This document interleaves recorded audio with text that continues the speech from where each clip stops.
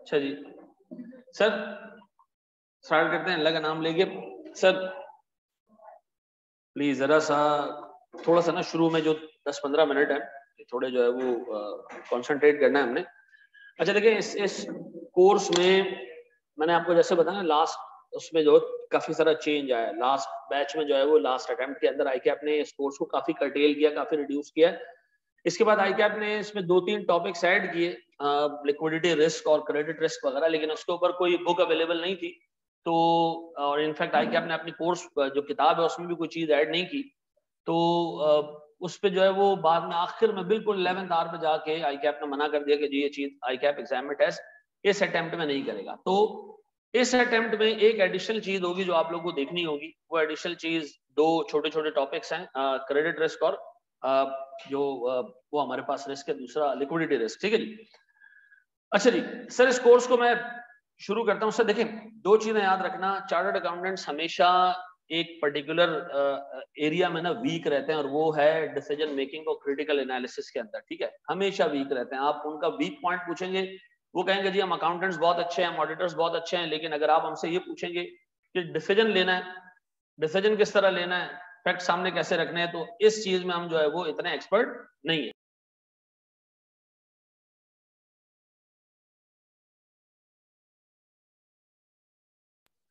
अच्छा जी सर, हमारे पास जो है वो तीन तीन एरियाज हैं उसमें जो है प्रेजेंटेशन में हमने 3 एरियाज पे काम करना है, 3 एरियाज देखने हमने।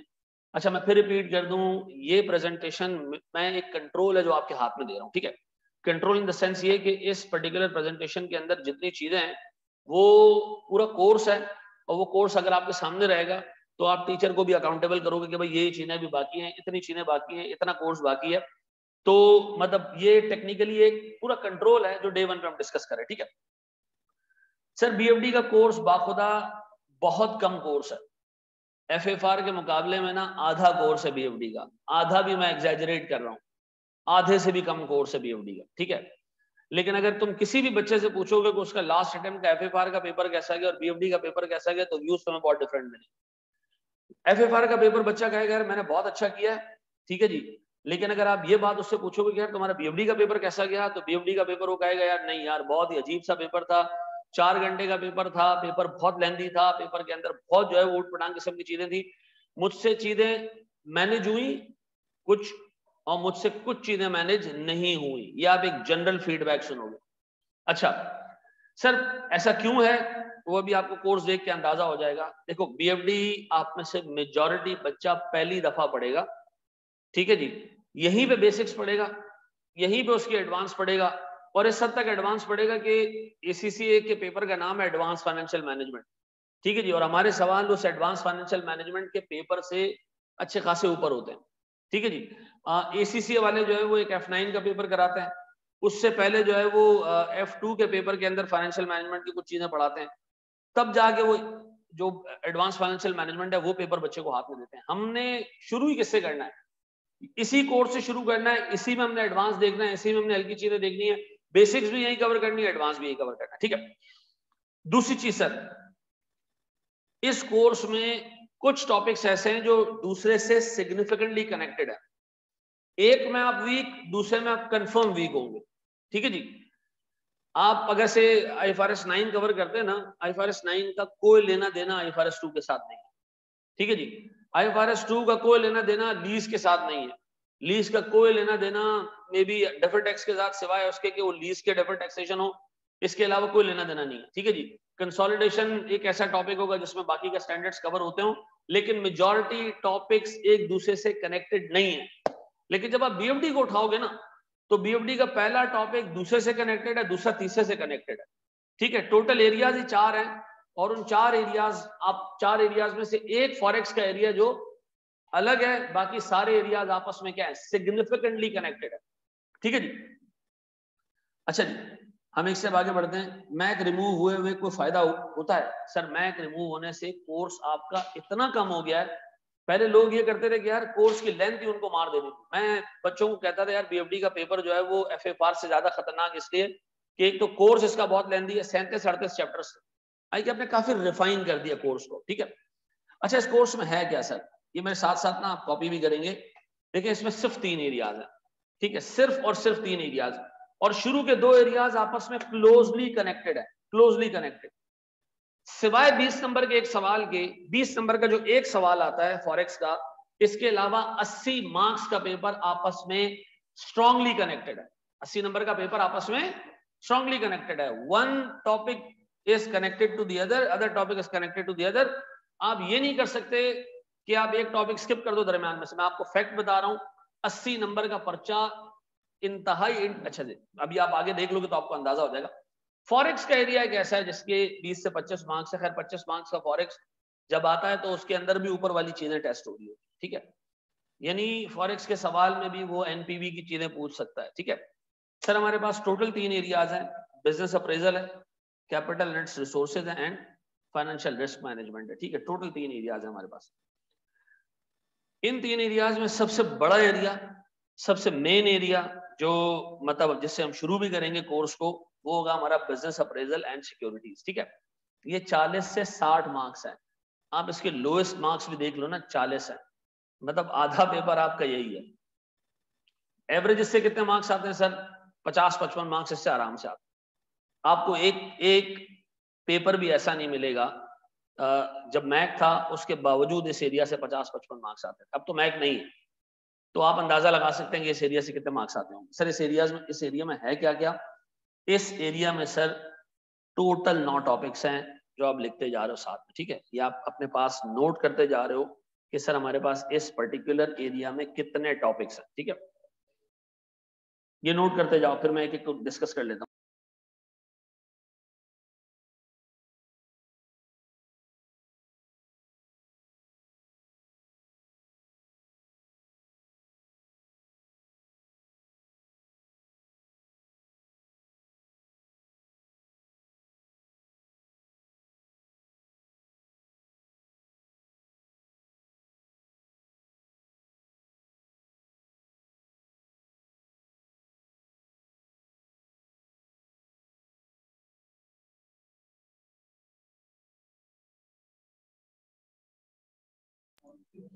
जनाब कर लिया कॉपी?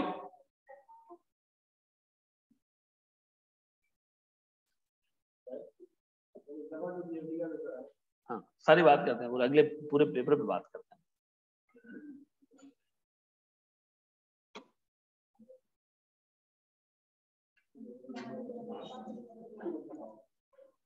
यार ये लॉजिस्टिक्स का मसाइल अगले 2 मिनट में हल करो ताकि मैं क्लास।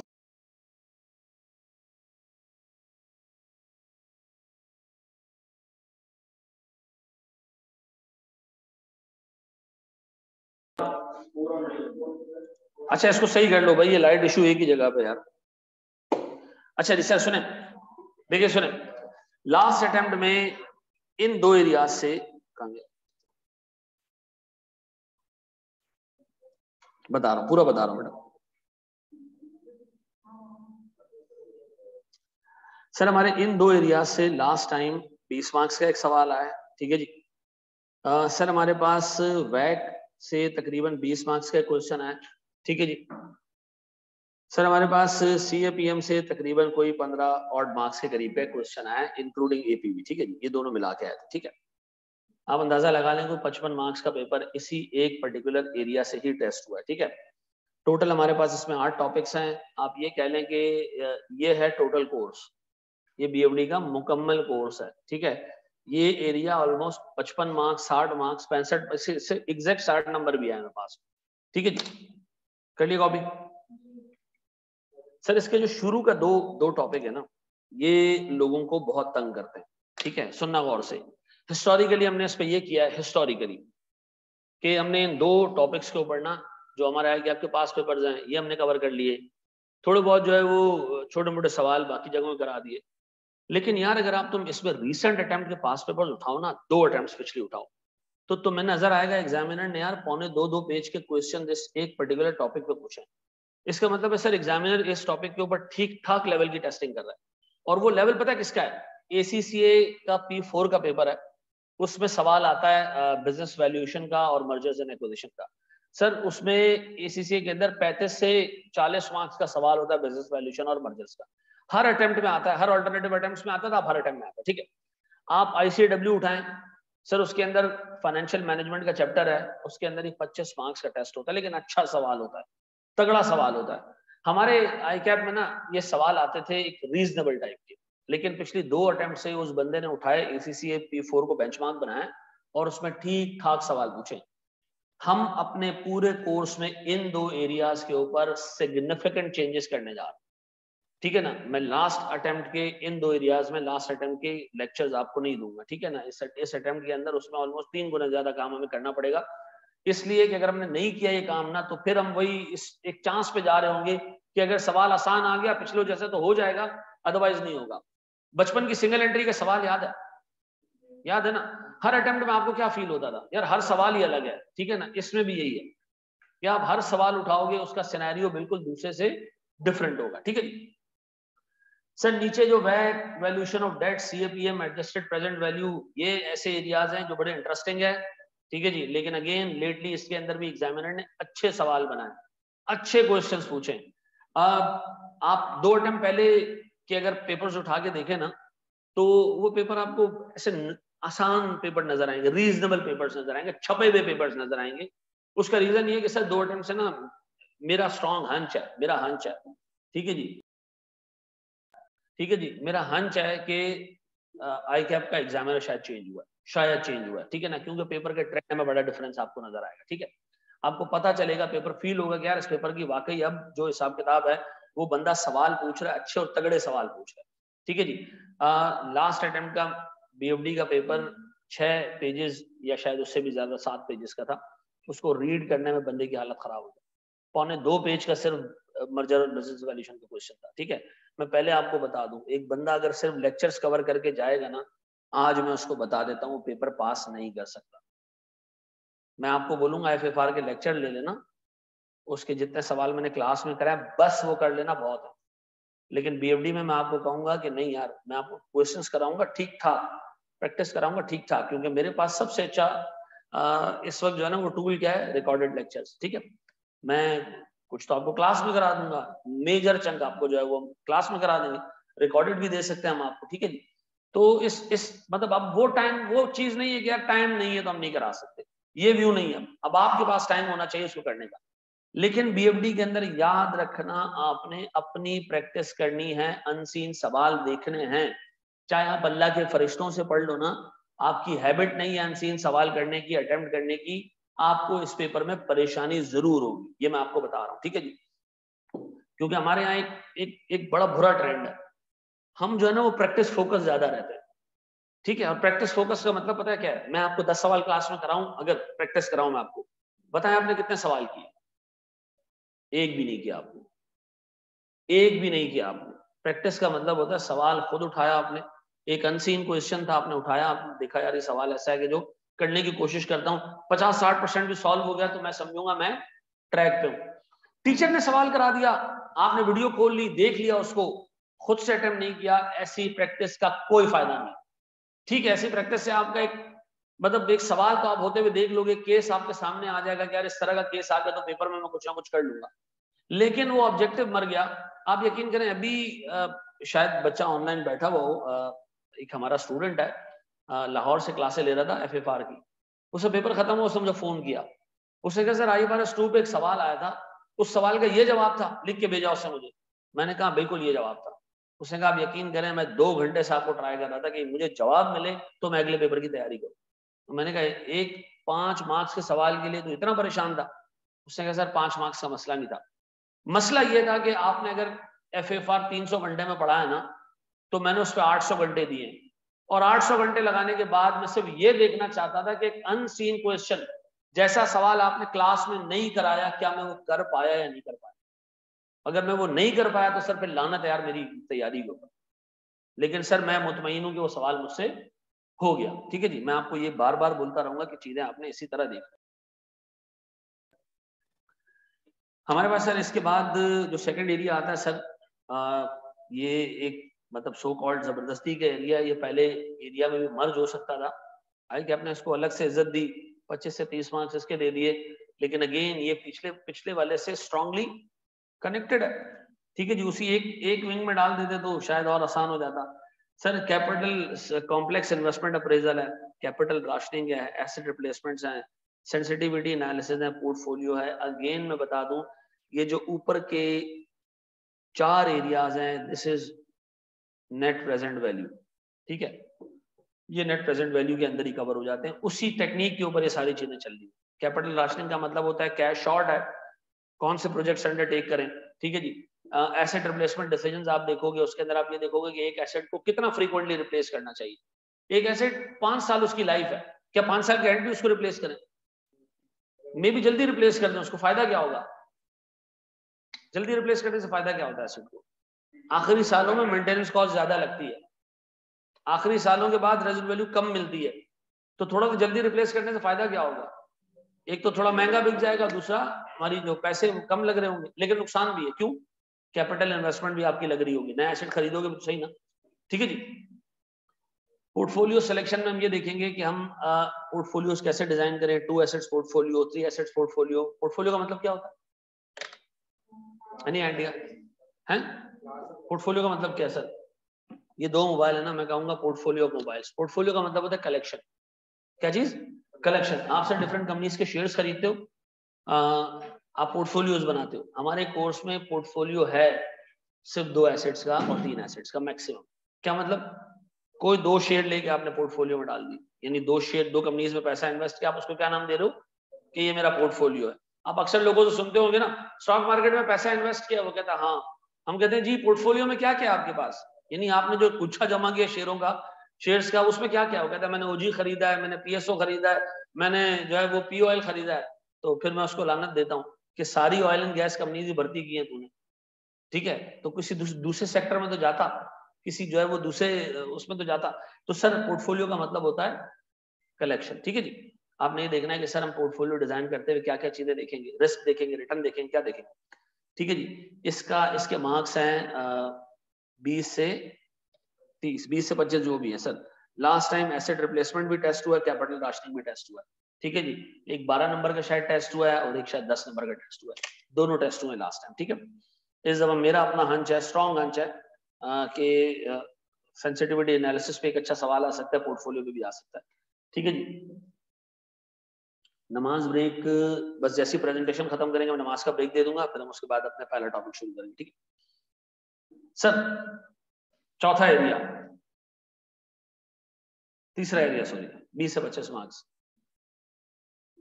सर अगर मैं ये कहूँ ना कि सबसे ज्यादा जो चेंज आया पेपर में वो किस एरिया में आया, तो वो इस एरिया में आया। ठीक है, इस एरिया में कैसे आया? ये वो एरिया होता था फॉरेक्स जो सबसे आसान होता था। लोगों को ये लगता था कुछ नहीं आता ना, फॉरेक्स से तो 20 निकल आएंगे, सीधा सीधा तो होता है। को 3-4 अटेम्प्ट्स हो गई, एग्जामिनर ने इस पे रिवर्स फ्यूचर्स, रिवर्स ऑप्शंस, इस तरह की चीजें पूछना शुरू किए हैं। एसीसीए में जो सवाल 25 मार्क्स का आता है, आई क्या आप उसकी छोटी मोटी हड्डियां निकाल के वो आपसे 20 नंबर का पूछ लेता है। ठीक है जी, तो मैं आपको अब बता दूं इस एरिया में भी अब एक चैलेंज है। देखो चैलेंज होना भी चाहिए, पहले कोर्स बहुत बड़ा होता था तो कुछ एरिया आसान आते थे, कुछ मुश्किल आते थे, लेकिन बैलेंस होता था पेपर। अब आप देखोगे तो सर उस बंदे ने जब कोर्स कम किया है तो वो तुमसे क्या सोचेगा कि यार मैंने अगर से हॉरिजॉन्टली कोर्स कम कर दिया, इतना था मैंने इतना कर दिया, एटलीस्ट वो वर्टिकली क्या करेगा, उसको बड़ा करेगा। सर वो मुश्किल चीजें पूछेगा। मैं आपको ऑनेस्ट टू गॉड ये बात बता कि अगर कोई बंदा पिछले अटेम्प्ट के लेक्चर्स लेके बैठे और पढ़े ना, पेपर पास नहीं कर पाए। ये मैं आपको आज बता रहा हूँ, ये मैं आपको आज बता रहा हूँ। सर चीजें चेंज करनी पड़ेंगी, कुछ जगहों पे सिग्निफिकेंट एडिशंस करनी पड़ेंगी, और वो मैं करूंगा। उसकी वजह ये है कि सर इस टाइम का मैंने पेपर देखा तो मेरे लोगों से बात हुई, जिन जो अच्छे बच्चे पढ़ने वाले थे ना, उन्होंने कहा सर हो गया। जो बच्चा एवरेज था ना, उसने कहा सर मुझे स्ट्रगल करना पड़ी इन्फॉर्मेशन जमा करना। ठीक है जी, इतना फैला हुआ इन्फॉर्मेशन था, मुझे इन्फॉर्मेशन जमा करने में स्ट्रगल करना पड़ी। क्यों? क्योंकि सर पुराने पास पेपर के जो क्वेश्चन है वो आधे पेज के थे, 1 पेज के थे मैक्सिमम। सर ये 1.25 पेज का सवाल था और इसमें इतनी सारी चीजें थी कि एक वक्त में उसको मैनेज करना मेरे लिए मुश्किल हो गया था। तो सर इस वजह से इसकी प्रैक्टिस भी ठीक ठाक करनी है। इवन सर अगर मैं आगे जाकर रिकॉर्डेड लेक्चर्स भी दूंगा तो मैं इसको ठीक ठाक बीफ अप करूंगा लास्ट बैच के मुकाबले में। ठीक है जी सर, इसमें हमारे पास सर कोई 4 एरियाज हैं। करेंसी रिस्क मैनेजमेंट है, इसमें कोई 5-6 टॉपिक्स हैं। इंटरेस्ट रेट रिस्क मैनेजमेंट, इसमें को 3 टॉपिक्स हैं। ये 2 एरिया ऐसे हैं जो लास्ट अटेम्प्ट में ऐड हुए, लेकिन इस पे आईकैप ने कुछ भी नहीं दिया कि इसमें है क्या और पूछेगा क्या। हर बंदे ने इसको अपने हिसाब से कवर कराया। हत्तुल इम्कान के एंड में आगे ये सीन हुआ कि हम सारे टीचर्स एक दूसरे से पूछ रहे थे, तूने क्या कराया, तूने क्या कराया, तूने क्या कराया। तो सब ने अलग अलग काम कराया। हमने सब ने जो है ना वो मुझे इमाम बनाया कि आप आईकैप जाके पता करें कि भाई क्या सीन है इसका। तो मैं खैर फिर डायरेक्टर एजुकेशन, डायरेक्टर एग्जामिनेशन से बात की थी कि सर इस पे क्या चीज ऐसी है जो पूछ सकते हैं। तो उन्होंने मुझे कहा कि यार देखो अब तो हिसाब किताब ऐसा है कि जब तक इस पे कोई क्लियर गाइडेंस नहीं है तो इससे कोई खातर कोई चीज नहीं पूछी जा सकती। इस अटेम्प्ट में उस पर क्लियर गाइडेंस आ जाएगी, ठीक है ना। तो ये 2 एरियाज हैं जिसपे थोड़ा सा काम करना पड़ेगा। पिछले बैच में इस पे किसी ने कुछ, अच्छा पिछले बैच में जिस बंदे ने जो काम कराया ना अपने अपने अंदाजे से कराया, इंतहाई रेलेवेंट काम भी हुआ और इंतहाई रेलेवेंट काम भी हुआ। कुछ ने इसमें रेशोज करा दिए, कुछ ने इसके अंदर एसीसी वाली चीजें करा दी, कुछ ने इसके अंदर सीएफए वाली चीजें करा दी, कुछ ने कराया ही नहीं, ठीक है जी। और सबसे अच्छे वो थे जिन्होंने कराया ही नहीं। क्यों? जब वो टेस्ट ही नहीं होना तो टेंशन ही नहीं दो बच्चों को। नहीं मैं आपको बताऊं पता क्या हो रहा है, एक टीचर 2 टॉपिक करा रहा है, सारे उसके पीछे भागे जा रहे हैं। दूसरा टीचर 2 टॉपिक करा रहा है, सब वहां भी भागे जा रहे हैं। तो बच्चों की दौड़े लगी हुई थी। तो फिर बच्चे मुझे कह रहे हैं कि सर, मैंने कहा भाई मैंने वो दे दिया इस पे, हमने इस पे जो है वो फैक्टरिंग करा दिया था मैक्सिमम, ठीक है जी। फैक्टरिंग मैं बहुत ज्यादा फैक्टरिंग, हमने कहा भाई लिक्विडिटी रिस्क और क्रेडिट रिस्क, बस फैक्टरिंग बहुत है। उससे एक वर्ड लिखा था फैक्टरिंग का, इसके अलावा हमने कुछ नहीं कराया। लाहौर के टीचर ने कहा मैंने तो कुछ नहीं कराया। मैंने कहा सर सबसे बेस्ट आप, ठीक है जी। मैं क्लास में कॉल करता हूँ। सर ये है हमारा टोटल कोर्स। सर ये हमारे रिजल्ट्स हैं, लेकिन मैं आपको बताऊं बड़े अच्छे रिजल्ट्स हैं, ठीक है, बहुत अच्छे रिजल्ट्स हैं। अच्छा सर ये रिजल्ट्स के स्टैट्स आपने कहां से लिए? इतना एक्सेस आपके पास एग्जामिनर कमेंट्स में दिए। हर अटेम्प्ट के एग्जामिनर कमेंट में आपको रिजल्ट के स्टैट्स जरूर देता है, ठीक है जी, कि कितने % लोग पास हुए। अच्छा आप यहां से ट्रेंड नोट करो, ठीक है जी, आप यहां से ट्रेंड नोट करो। लास्ट अटेम्प्ट का रिजल्ट भी तकरीबन को 31% के आसपास था, ठीक है। इसका मतलब है यार ऑलमोस्ट 1/3 बच्चे पास हो जाते हैं इसके अंदर। और मैं आपको बताऊं 1/3 is a very good number. Final में 1/3 is a very good number, ठीक है जी। मैं आपको फिर बता दूं फाइनल में 1/3 एक अच्छा नंबर है। एक चीज और नोट कर लो बेटा इस सब्जेक्ट को पढ़ने के लिए, ठीक है। थोड़ा सा आगे जाके इसमें बताता हूँ सर, सुनना। अच्छा सर इसको हम कवर कैसे करेंगे? एक तो बेसिक कॉन्सेप्ट्स की कुछ इलस्ट्रेशन होंगी ये हम करेंगे, ठीक है। कुछ मेरे अपने बनाए हुए क्वेश्चंस हैं जो डिफरेंट अकाउंटेंसी बॉडीज और आईकैप के क्वेश्चंस मिला जुला के हमने कवर करने की कोशिश की है। क्वेश्चन ऑफ अदर बॉडीज, जब मैं आपको ये करा रहा हूँ ना उसके बाद मैं आपको फौरन अपना एक पास पेपर दूंगा। तो जो हम अपना पास पेपर कर रहे होंगे वो 2019 का होगा, 18 का होगा, और जो दूसरी बॉडी का पेपर होगा वो 2014 का होगा। और मैं आपको कहूंगा कि यार ये दूसरी बॉडी ने हमारा क्वेश्चन छापा है बैक डेट में, ठीक है जी। कौन सी डेट में? तो माशाल्लाह हमारे जो लोगों ने रिसर्च बड़ी की है पीएफडी के ऊपर, ठीक है, और वो रिसर्च की है जनाब दूसरे दूसरे के पास पेपर्स में, ठीक है जी। तो दूसरी अकाउंटेंसी बॉडीज में मैं एसीसी को सामने रखूंगा, P4 को मैं जो हमारा MSA2 है, मैं अगले बैच में MSA2 लॉन्च कर रहा हूँ, तो मैं उसकी चीजें देख रहा हूँ, ठीक है, उसकी ठीक ठाक डिटेल में चीजें देख रहा हूँ। उसमें अच्छे सवालात हैं जो, हाँ ये नहीं, वो तो अभी कल आपको पता चलेगी, ठीक है जी। अच्छा सर 2005 से 2021 तक के पास पेपर्स हैं, लेकिन इसमें रेलेवेंट सुन लेना। 2015 से 2021 ये बड़े पर्टिनेंट पेपर्स हैं। 2014-15 से 2021 तक क्यों ये बड़े पर्टिनेंट क्यों है? क्योंकि इससे पिछले पास पेपर्स बहुत आसान है, बहुत आसान है, सीधे सीधे पास पेपर है। आपको चैलेंज नहीं देगा वो पास पेपर, मजा नहीं आएगा, चस नहीं आएगी, ठीक है जी। आपको ढंग के पास पेपर करने ना 2015 से 21 और अगर पर्टिनेंट पास पेपर्स करने वाकई जैसे भी आ रहे हैं, लास्ट 5 अटेम्प्ट्स आप देखेंगे, ठीक है जी। प्रैक्टिस आपने सारी करनी है, लेकिन आपने अगर तर्ज देखना ना कि पास पेपर कैसे होंगे, तो लास्ट 5 अटेम्प्ट सबसे आइडियल वो है। और खास तौर पे लास्ट 2 अटेम्प्ट के पेपर्स जिस बंदे ने बनाए आप उसका तर्ज देख सकते हो। वो बंदा थ्योरी भी पूछता है, वो बंदा प्रैक्टिस भी पूछता है, वो दोनों चीजें पूछता है, ठीक है जी। अच्छा जी, तो सर हम बेसिक से स्टार्ट लेंगे, फिर कुछ अपने क्वेश्चन, फिर कुछ अदर बॉडीज के क्वेश्चन, देन आईकैप के क्वेश्चन। आईकैप के पास पेपर्स का एक पूरा ब्लॉग होगा हमारा पोर्टल के ऊपर बना हुआ होगा कि भाई ये सारे पास पेपर्स हैं एक जगह पे, ताकि जब आप पास पेपर्स की प्रैक्टिस करो तो वो पोर्टल आपके पास मौजूद हो। भाई वो टाइम चला गया कि यार वो टाइम नहीं था तो मैंने ये सवाल नहीं कराया, वो सवाल नहीं कराया। आपको विद इन अ मंथ सारे के सारे पोर्टल पे जितने लेक्चर्स हैं वो कंट्रोल टोटल मिल जाएंगे।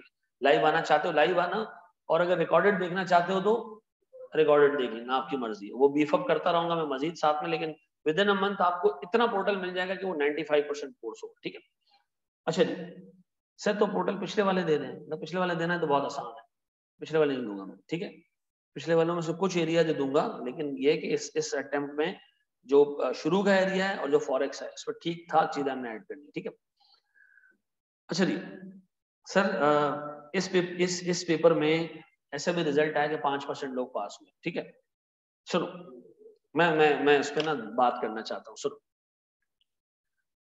मेरे पास ना इस बैच के शुरू में बहुत सारे बच्चों ने क्लासेस के लिए एडमिशन के लिए मुझे अप्रोच किया। शुरू अभी अभी पिछला अटेम्प्ट खत्म नहीं हुआ, मतलब पिछले अटेम्प्ट का बीएफडी का पेपर हुआ, उसके नेक्स्ट डे मेरे पास कॉल आ रही है, सर बीएफडी लेना है। तो भाई तुमने तो 2 अटेम्प्ट पहले एफएफआर पढ़ा था, बीएफडी अभी पढ़ रहे हो? नहीं सर, वो पिछले पेपर दे दिया माशाल्लाह। तो फिर नहीं, पूरी पूरी उम्मीद नहीं होगा। क्यों सर? पूरा फोकस किया था कि ज्यादा से ज्यादा सवाल सॉल्व करूं। पेपर में जो सवाल है बिल्कुल यूनिक था, ऐसा सवाल किया ही नहीं था कभी। ठीक है जी, मैंने तो पूरे पास पेपर उठा के जो है ना, वो जिसको जो कहते हैं ना पंजाबी में, पास पेपर पाड़ दिए थे मैंने। ठीक है जी, वो मैंने उठा के सर सारा कुछ कर दिया, लेकिन ये पता नहीं किस नस्ल के सवाल थे, ये तो मतलब अलग ही थे सर। मतलब हम तो जो है वो मुर्गियों की कुर्बानी कर रहे थे तो बैल आ गए थे पेपर में। ठीक है जी, तो मैं आपको फिर बता दूं कि आपने अगर प्रैक्टिस बेस्ड ही रहना है, सिर्फ सवाल ही सॉल्व करने, तो यार this is not the ideal position, ये जगह नहीं है आपके लिए। ठीक है, मैं आपके कॉन्सेप्ट्स पे काम करूंगा, मैं आपको ठीक ठाक प्रैक्टिस कराऊंगा, दूसरी अकाउंटेंसी बॉडीज के प्रैक्टिस कराऊंगा, लेकिन मैं आपको बार बार पुश करूंगा, खुद भी कर यार, खुद कर सवाल उठा के फर्स्ट मुझसे सवाल पूछ। जितने पास पेपर्स हैं सबके डे 1 पे आपको रिकॉर्डिंग मिल जाएगी।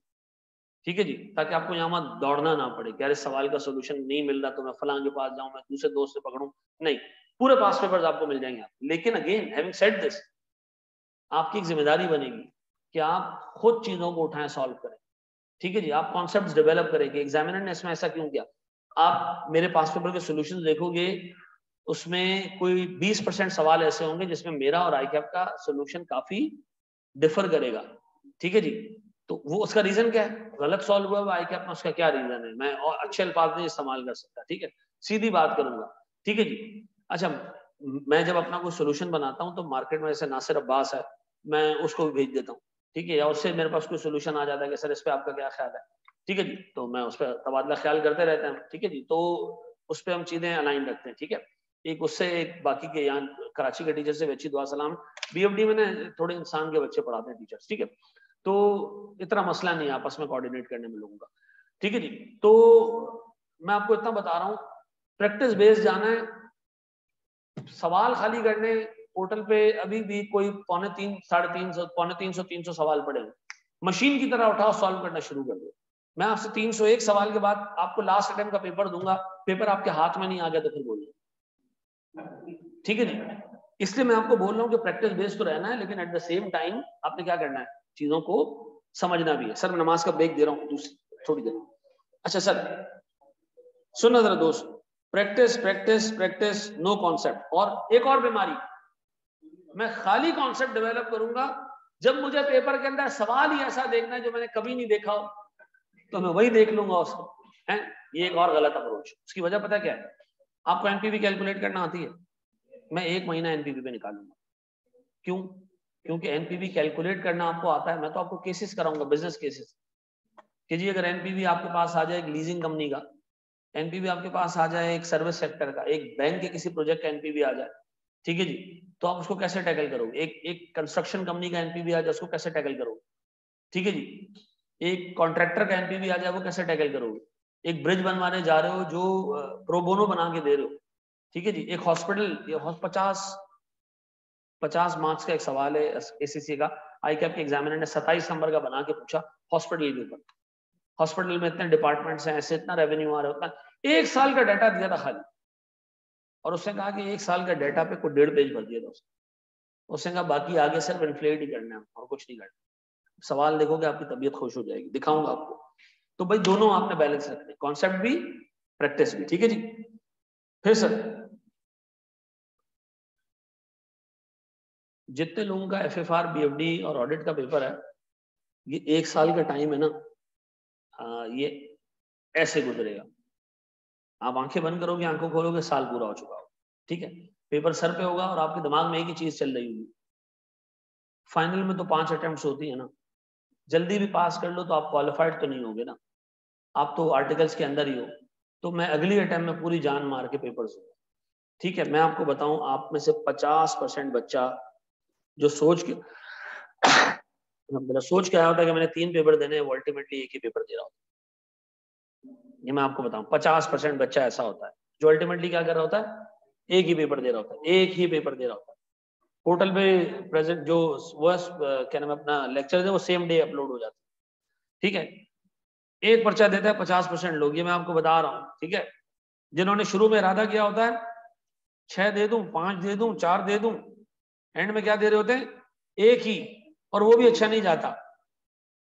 ठीक है जी सर, एक हमारा अपना मैनुअल है, लास्ट टाइम ICAP ने डिफरेंट लोगों के मैनुअल्स पेपर में जाने नहीं दिए, अल्लाह का करना ऐसा था, हमारा चला गया अंदर। ठीक है, बाकियों का नहीं गया। ठीक है जी, तो हमारा एक ऐसा किताब है जो आप ICAP के एग्जाम हॉल में लेके जा सकते। ठीक है जी, तो वो आपको परचेज करना होगा, 1000-1200 रुपए का मिलेगा आपको। जो शहर से बाहर है उनको भी परचेज करना पड़ेगा। ठीक है जी, जून 22 के लेक्चर्स पे एडिशन होगा अनस। ठीक है, नहीं भी नहीं कोई 30 से 40% एडिशन होगा। ठीक है, बिल्कुल यार, क्या नाम है अपना, जियाद क्या नाम है तुम्हारा, बिल्कुल दिसंबर 22 में देनी चाहिए अटेम्प्ट। अच्छा जी, चलें सर, हम नमाज पढ़ लेते हैं। एक हमारा व्हाट्सएप का ग्रुप होगा।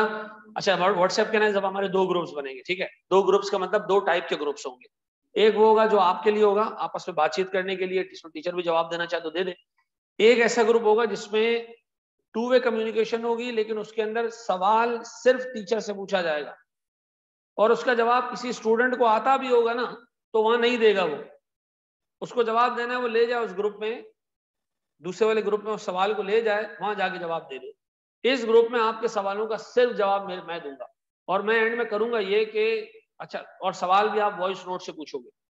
ठीक है, सवाल आप लिख के नहीं पूछोगे, किससे पूछोगे, वॉइस नोट से। उसका रीजन क्या है, मैं चाहता हूं सर मैं उसकी इन्वेंटरी जमा करूं। ठीक है जी, कि एंड में आपको आपके पास एक पूरा इन्वेंटरी हो उसका, कि सर से क्लास में क्या सवाल पूछे गए थे और सर ने उनके क्या जवाब दिए, मैं उनको कैटेगराइज कर दूंगा एंड में आकर। ठीक है जी, आपको एक लिंक दे दूंगा यूट्यूब का कि भाई वो सारे सवाल हैं जो बच्चों ने पूछे, आप उनका जवाब देख सकते हो। ग्रुप पे भी होगा आपके पास, लेकिन वो ग्रुप हम ऐसा रखेंगे ताकि मैं जब ग्रुप खोलूं ना तो मुझे ये नजर ना आ रहा, पोर्टल नहीं चल रहा, लाइट नहीं है।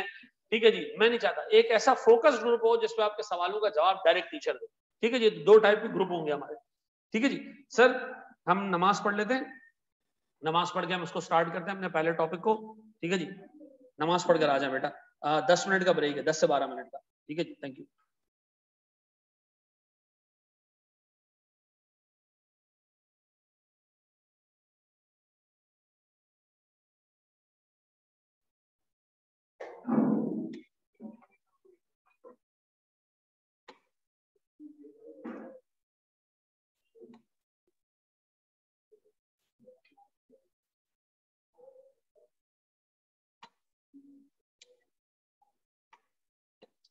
शुरू करें सर, अल्लाह का नाम लेके।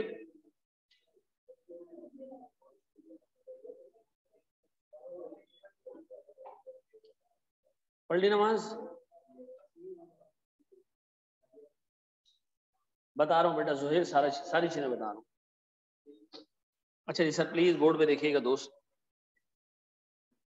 सर हम देखने जा रहे हैं जनाब अपना पहला टॉपिक, हम देखने जा रहे हैं अपना पहला टॉपिक सर, इन्वेस्टमेंट अप्रेजल।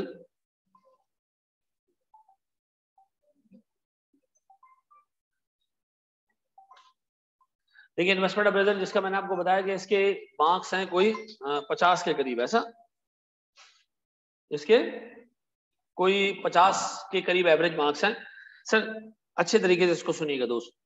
देखिए सर, 2 लोग हैं जो कंपनी को पैसे देते हैं, एक है कंपनी के शेयर होल्डर्स, एक है कंपनी के डेट होल्डर्स। ठीक है जी, एक वो लोग हैं जिन्होंने कंपनी में रिस्क रिस्की कैपिटल कंट्रीब्यूट किया, यानी सर वो पैसे दे रहे हैं इस एंटिसिपेशन में कि आप उनको क्या देंगे, डिविडेंड देंगे, प्रॉफिट हुआ तो डिविडेंड देंगे, नहीं हुआ तो नहीं देंगे। सर और तो सुनना, मिसाल के तौर पर सर 100 रुपए कंट्रीब्यूट करे मेरा शेयर होल्डर, ये सोच कर आया है कि सर मुझे 15% का रिटर्न चाहिए इसके ऊपर, मुझे डिविडेंड की फॉर्म में, कैपिटल गेन की फॉर्म में कंपनी हर साल इस 100 रुपए पे 15% का रिटर्न देगी। डन।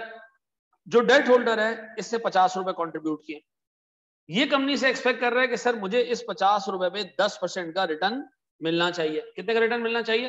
10% का रिटर्न मिलना चाहिए। 15% का रिटर्न 100 रुपए पे कौन देगा? सर इक्विटी होल्डर्स को देंगे हम, कंपनी देगी। 50 रुपए पे कंपनी सर 10% का क्या देगी? सूद देगी। ये पैसा कंपनी के पास मौजूद है। कंपनी के पास कितना पैसा मौजूद है सर? 150 रुपए। बताओ 150 रुपए पे सालाना एनुअल अर्निंग्स कंपनी ने कितनी करनी है? एनुअल अर्निंग्स सर कंपनी ने 100 रुपए पे अर्निंग करनी है 15% की, कंपनी ने 50 रुपए पे अर्निंग करनी है 10% की। कंपनी को टोटल कितने रुपए की अर्निंग करनी है सर? कितने रुपए की? 20 रुपीज की ओवर 150 रुपीज। तो बताओ कंपनी को ऑन एवरेज कितने रुपए की अर्निंग्स करनी है? कितने रुपए की अर्निंग्स करनी है सर?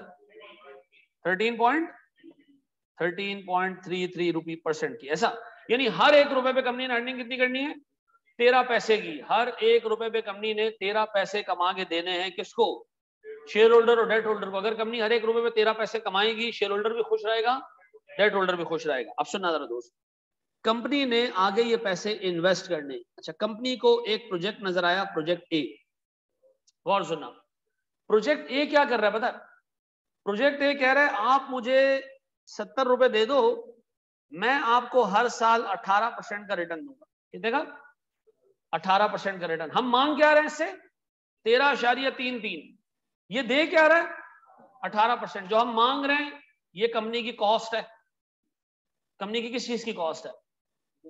पैसे की कॉस्ट है। जो पैसा कंपनी यूटिलाइज कर रही है उसकी कॉस्ट है। ये कंपनी ने कवर करनी है। कंपनी को रिटर्न कितना मिल रहा है? 18%। 18% कहलाएगा IRR। क्या कहलाएगा? किसका IRR? प्रोजेक्ट का IRR। किसका? जिस प्रोजेक्ट से हमें रिटर्न मिल रहा है IRR कितना है इसका सर?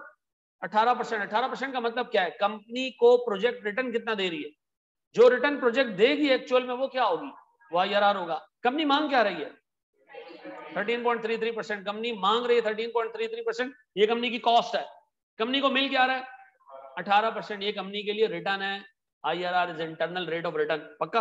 अब बताएं कि इधर पैसा इन्वेस्ट करें? हाँ सर डाल दें इसमें पैसा। क्यों? हमें 13 चाहिए, 18 दे रहे तो हमें पैसे इसमें डाल देने चाहिए। कितने पैसे हमने डाल दिए? 70 रुपए। फिर हमें एक और प्रोजेक्ट नजर आया सर, प्रोजेक्ट बी। ये कह रहा है मुझे भी 70 रुपए दे दो, मैं आपको 15% का रिटर्न दूंगा। हाँ जी, क्या इसमें पैसे इन्वेस्ट करने चाहिए? हाँ सर, क्योंकि हम मांग रहे हैं 13%। ये दे कितना रहा है सर? 15% दे रहा है, इसमें पैसे इन्वेस्ट कर दें। प्रोजेक्ट सी सर, ये 12% का रिटर्न दे रहा है, 12% का। सर क्या इसमें पैसा इन्वेस्ट करें? नहीं सर, इसमें पैसा इन्वेस्ट करने की कोई जरूरत नहीं है। क्यों?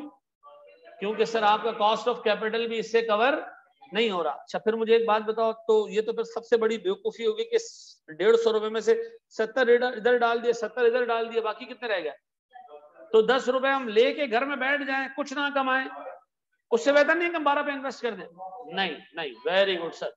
हमें करना ये चाहिए कि इस 10 रुपए को शेयर होल्डर्स और डेट होल्डर्स को वापस दे देना चाहिए। क्या करना चाहिए?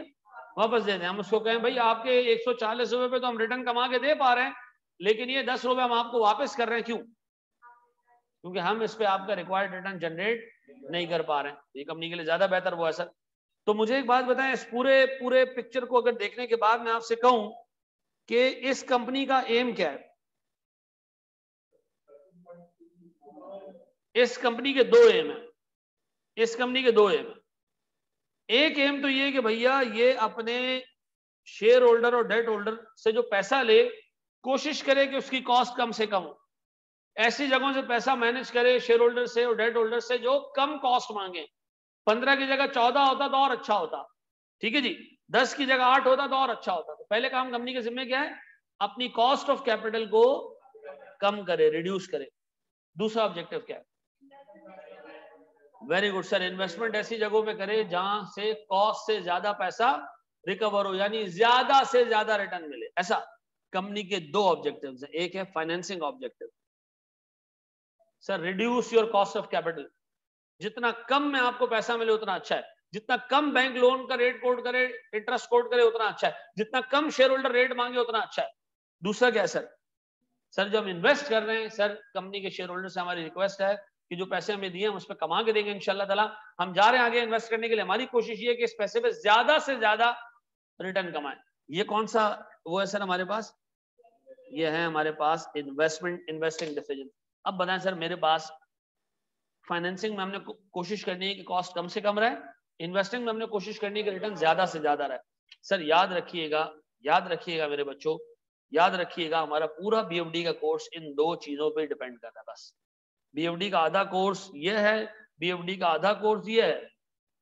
बीएफडी के आधे कोर्स में आप रेट कैलकुलेट कर रहे हो, ठीक है जी, रेट कैलकुलेट कर रहे होंगे आप, वैक में रेट कैलकुलेट कर रहे होंगे आप, एमएम थ्योरी के थ्रू रेट कैलकुलेट कर रहे होंगे आप, सीएपीएम में रेट कैलकुलेट कर रहे होंगे आप सर, एपीवी वगैरह में सर। फिर इन्वेस्टिंग डिसीजंस आप कर रहे होगे सर, एनपीवी के अंदर आप कर रहे होगे सर, आईआरआर की कैलकुलेशन में आप कर रहे होगे, एमआईआर की कैलकुलेशन में आप इन्वेस्टमेंट अप्रेजल या इन्वेस्टिंग डिसीजंस कोई आधे कोर्स में आप ये काम कर रहे होगे, आधे कोर्स में ये काम कर रहे होंगे। यानी सर हमने पूरे बीएफडी के 70% कोर्स में 75% कोर्स में सिवाय फॉरेक्स के यही दो काम करने, रेट मालूम करना है जो कंपनी ने कमाना है यानी कंपनी की कॉस्ट, और आगे पैसा इन्वेस्ट करते हुए ख्याल रखना है कि कंपनी अपना रिक्वायर्ड रिटर्न आसानी से अचीव कर सके। ये बात समझ आती है सर?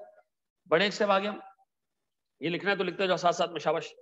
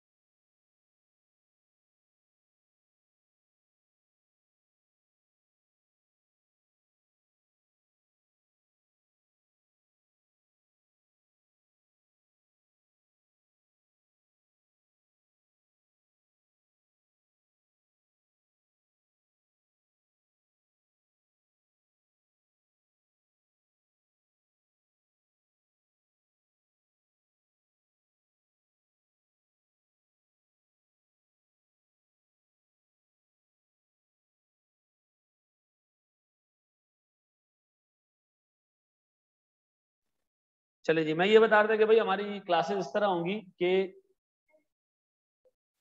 टाइम दिया हुआ है, बिल्कुल कॉपी करने के लिए टाइम दिया।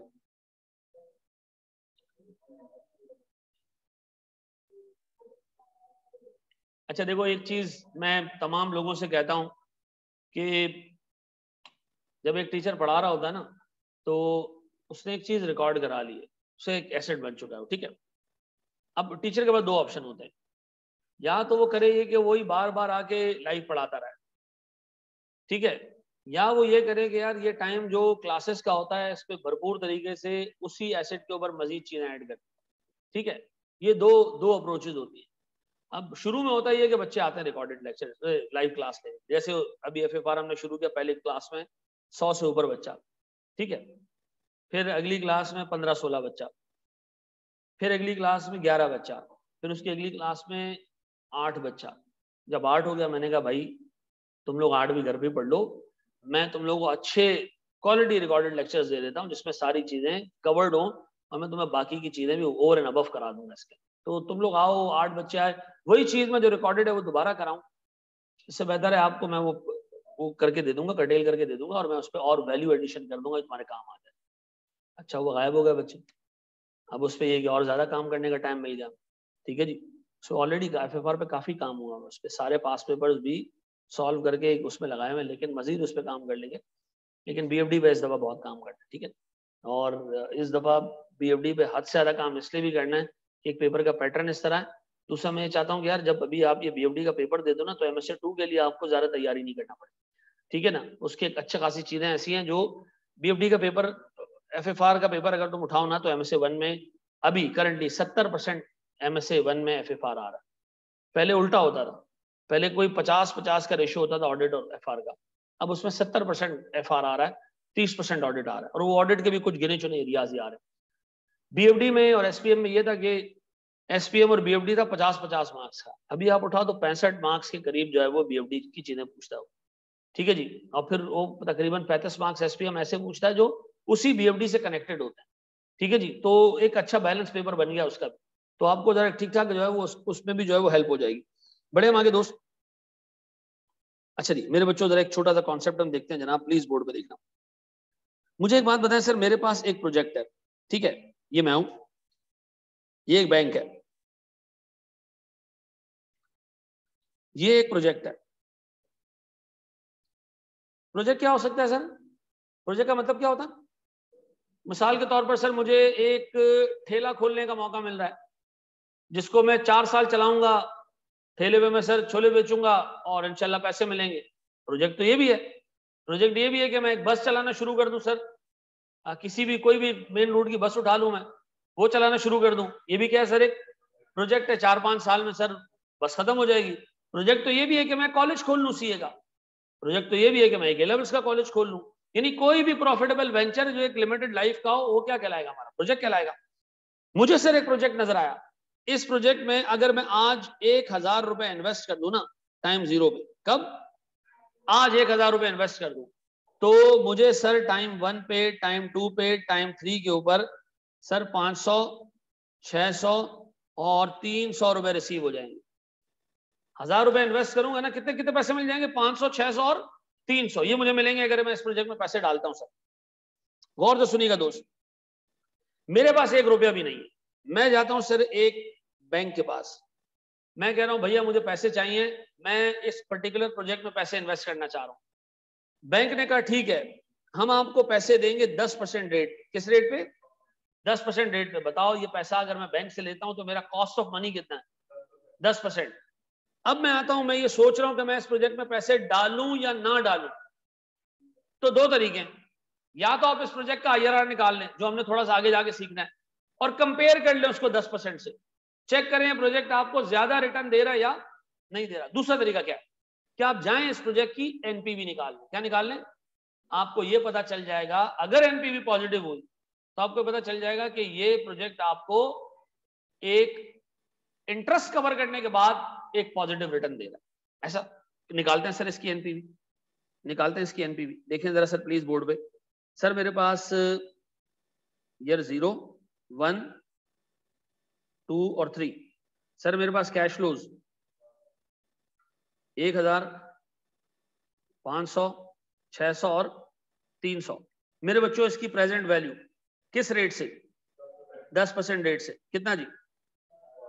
1000। 500 की प्रेजेंट वैल्यू 10% से 455। हमने अगर मुल्क नहीं, अच्छा रहेगा, बहुत अच्छा रहेगा जी। सर आपकी बुक क्या है? क्या मैं अलाउड है? बिल्कुल अलाउड है बेटा जी। फिर 600 की प्रेजेंट वैल्यू 10% से 496। अच्छा प्रेजेंट वैल्यू तो निकालने आती है ना?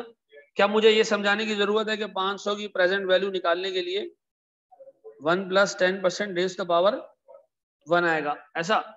और 600 की प्रेजेंट वैल्यू की चूंकि दूसरे साल के पे आ रही है, तो 600 divided by 1 + 10% raise to power 2। तो मैं यार इस पे आपका टाइम जाया नहीं करूंगा, आई होप ये आपको आता है, ठीक है जी। फिर 225। बता NPV कितनी आ रही है?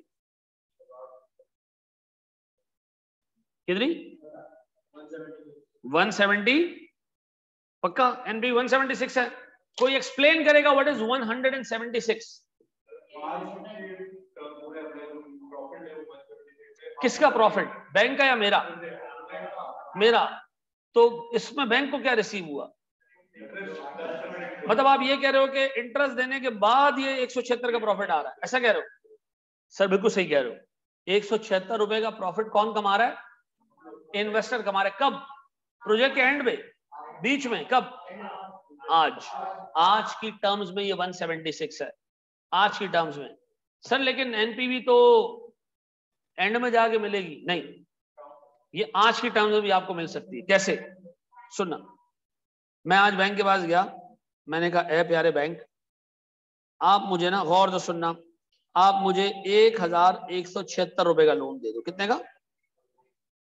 बैंक से मैंने 1176 का लोन ले लिया, 1000 रुपए डाल दिए प्रोजेक्ट में, 176 रुपए डाल दिए जेब में।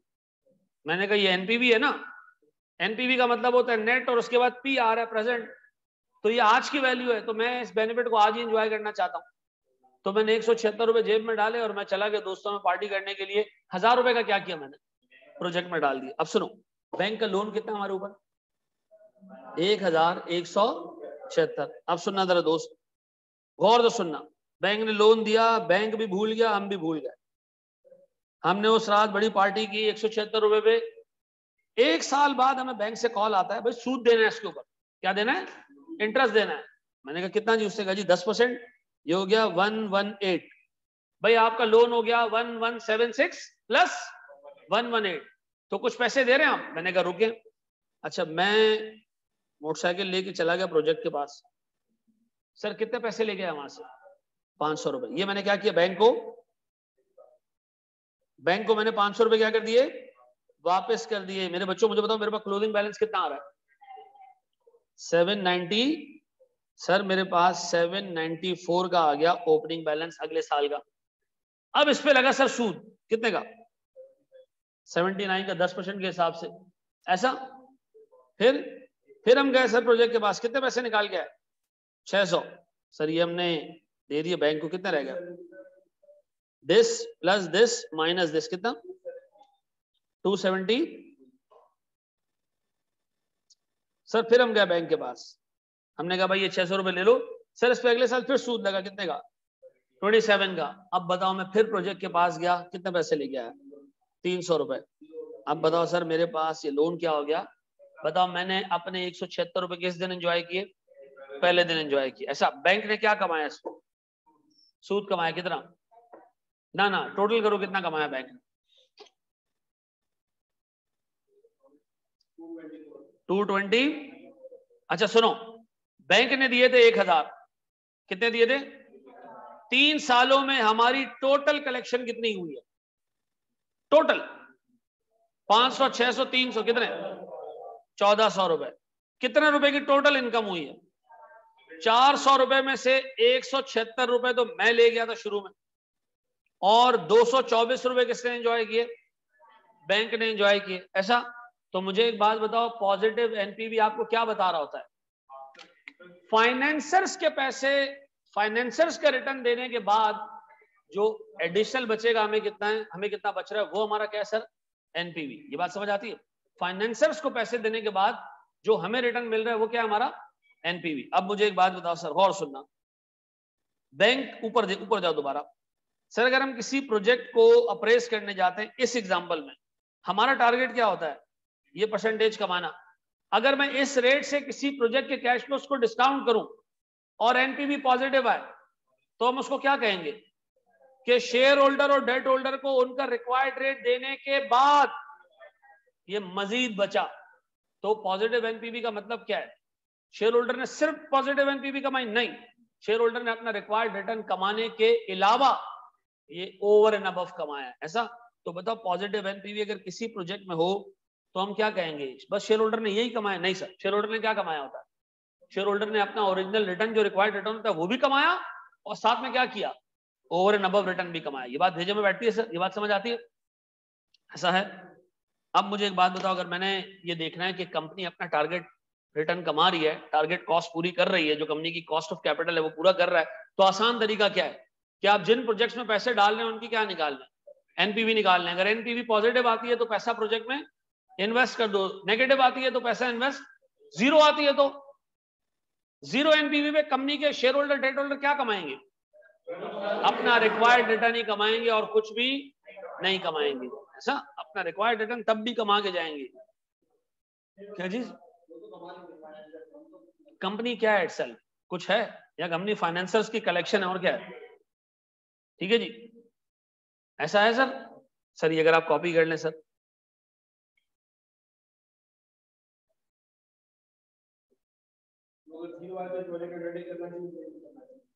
जीरो आए तो प्रोजेक्ट अंडरटेक करना चाहिए नहीं करना चाहिए, इस पर हमें जवाब ये देना होता है कि जीरो आने पे सिर्फ अपना रिक्वायर्ड रेट ही हासिल कर पाएंगे, शेयर होल्डर और डेट होल्डर इससे ज्यादा नहीं हासिल कर पाएंगे। तो अगर वो ज्यादा नहीं कमाना चाहते और अपने रिक्वायर्ड रेट पे खुश है तो ठीक है, कर लेना चाहिए, और नहीं नहीं करते हैं, ज्यादा कमाने की जस्तजू है तो लेना चाहिए कदम।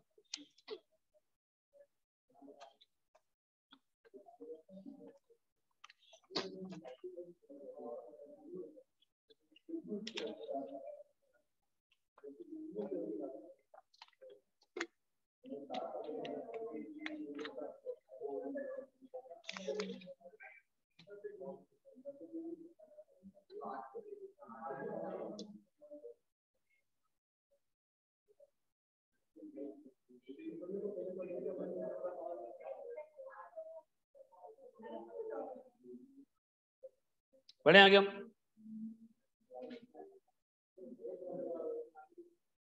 बढ़ जाए मेरे बच्चों। सर आए मैं आपको एक सवाल दे रहा हूं करने के लिए, आपने मुझे सॉल्व करके देना है और मुझे बताना है कि कंपनी को इस केस में क्या करना चाहिए, जो मैं आपको क्वेश्चन देने वाला हूं। बढ़े आगे।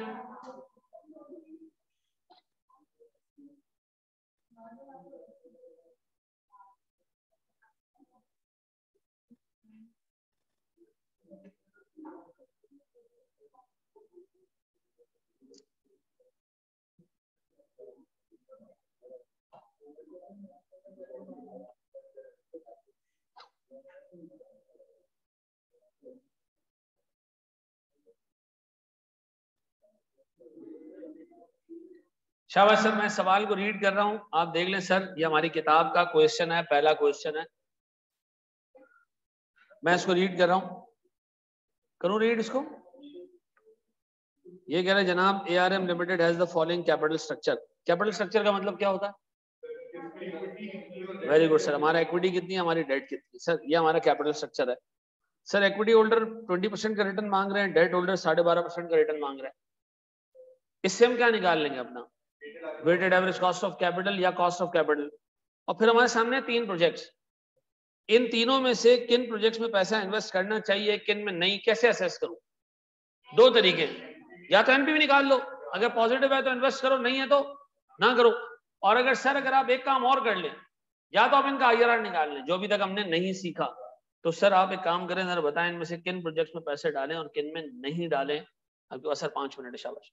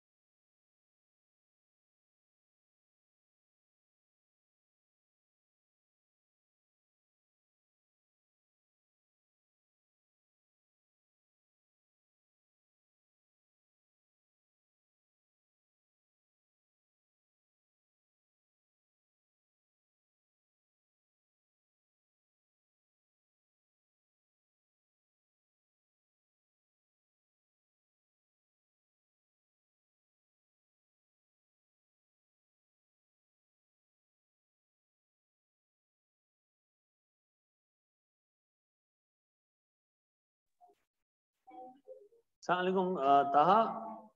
उसके अंदर बिल्कुल लेक्चर्स रेलेवेंट है, कुछ एडिशनल चीजें मैंने डालनी है, ठीक है, अच्छा खासा चीजें उसमें ऐड करनी है, तो वो आप एक्स्ट्रा देख लीजिएगा, वो मैं दोनों पोर्टल्स में डालूंगा, ठीक है, जून 22 में भी डालूंगा, इसमें भी डालूंगा, ठीक है।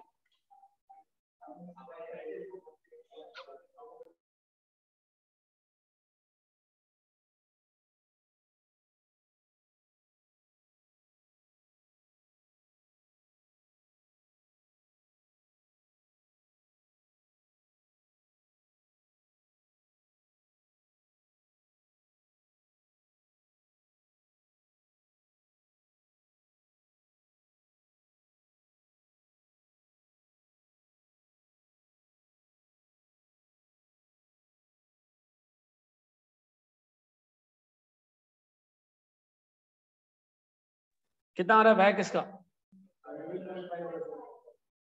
17.5 कैसे निकाला सर आपने? सर 50,000 पे 20%, सर 25,000 पे 12.5% डिवाइडेड बाय 50,000 प्लस 25,000। मुझे बताएं क्या आ रहा है मेरे पास बैक है? 17.5 पक्का?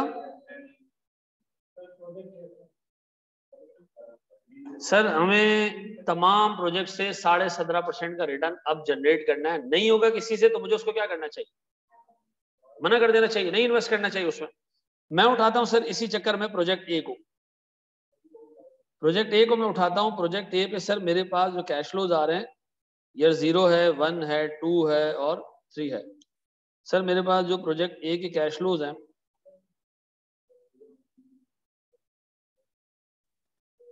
30,000, 15, 18, 16। प्रेजेंट वैल्यू मेरे पास आ रही है सर किस रेट से? 17.5% से मैंने निकालनी है, निकालें जरा सर। 30,000 फिर 127, फिर sir 18,000 divided by 1.175 raise to power 2, 13037। फिर सर 9862 टोटल सर नेट 564, 5664 की पॉजिटिव एनपीवी। क्या हमें इसमें पैसा इन्वेस्ट करना चाहिए? ऑब्वियसली करना चाहिए सर। सर अगर मैं प्रोजेक्ट बी को पिक करूं तो प्रोजेक्ट बी मेरे पास सर ईयर 0, 1, 2 और 3 कैश फ्लोज बी में sir 25, 16, 12, 8, 25,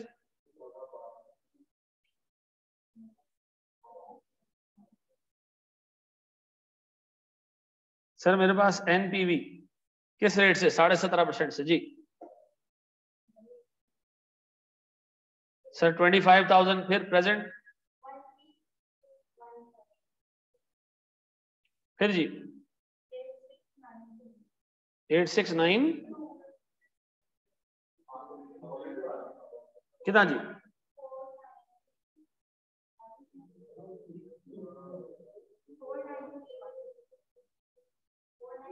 one line definition of back, ये कंपनी की कॉस्ट ऑफ मनी है, जो कंपनी पैसा यूटिलाइज कर रही है उसकी कॉस्ट है।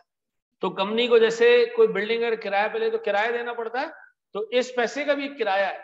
कंपनी ने क्या करना है? इस किराए से ज्यादा कमाना है, ठीक है जी। कितना आ रहा है सर ये नेट? कोई मसला नहीं है। देखो बैक का मतलब क्या होता है, मुझे एक बात बताओ, कंपनी को पैसे कहां से मिले? 50,000 रुपए किसने दिए? शेयर होल्डर्स ने दिए। वो क्या चाह रहे हैं? शेयर होल्डर कंपनी को पैसा क्यों देता है? वो ये चाहता है कि भाई उसको रिटर्न मिले डिविडेंड की फॉर्म में, 20% का रिटर्न। अच्छा, कंपनी ने 25,000 के लिए लोन, कंपनी लोन लेगी तो कंपनी को क्या देना पड़ेगा? इसको सूद देना पड़ेगा। तो इसका मतलब है कंपनी ने दो लोगों से पैसे लिए, या शेयर होल्डर से पैसे लिए या लोन लिया। शेयर होल्डर को 50,000 पे 20% कमा के देने, और सर जिनसे लोन लिया उनको 25,000 पे 12.5% कमा के देने। कंपनी के पास टोटल 75,000 रुपए पड़े हुए हैं। और कंपनी को 75,000 रुपए पे कोई 10,000 रुपए यहाँ कमाने और 25,000 इंटू 12.5% यहाँ कमाने, टोटल कंपनी को सर जो पैसे कमाने वो परसेंटेज टर्म्स में 17.5% बनते हैं। इसका मतलब है कंपनी जहां पर भी पैसा इन्वेस्ट करेगी कम से कम रिटर्न कितना होना चाहिए? 17.5%। ये कंपनी का मिनिमम रिक्वायर्ड रिटर्न है। इससे कम अगर कोई प्रोजेक्ट रिटर्न दे रहा होगा वहां पैसे इन्वेस्ट नहीं करेगी। क्लियर हो गया बेटा? बैक अब्दुल हसीन। अच्छा जी, अब बताओ मेरे बच्चों, हमने प्रोजेक्ट ए में पैसे डाले, प्रेजेंट वैल्यू निकाली सर, वहां निकला 5664। किस रेट से प्रेजेंट वैल्यू निकाली? हम कह रहे हैं हमें 17.5% चाहिए, ये प्रोजेक्ट कह रहा है 17.5% भी मिलेगा और 5,664 उसके ऊपर मिलेंगे। हमने कहा यार आवे ही आवे सर। प्रोजेक्ट भी वो कितना जनाब? 112240। हाँ जी, कैश में पैसे डालें? हाँ हाँ सर बिल्कुल डालें। इस पे 2,240 रुपए मिल रहे हैं 17.5% कमाने के बाद भी। सर फिर मुझे बताएं, मेरे पास C 0 1 2 3 कैश फ्लोज कितने जी? सर मेरे पास 20 6 8 और 14।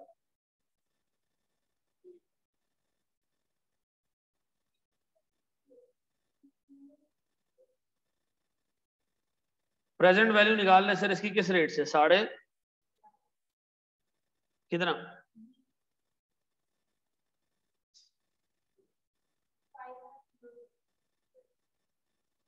प्रेजेंट वैल्यू 8,000 की।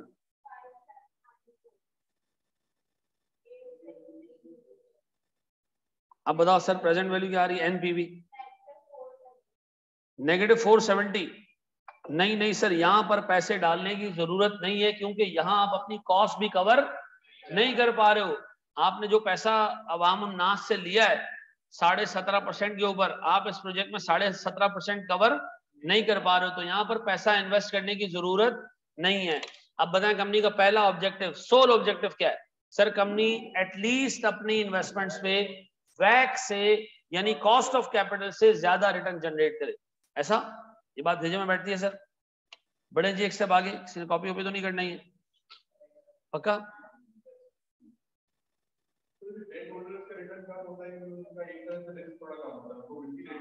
बिल्कुल अगला टॉपिक ही हमारा ये ऐसा। बड़े बड़े अपने पास सर, अपने पास सर हेडिंग डालें जनाब, गौर से सुनिएगा दोस्त।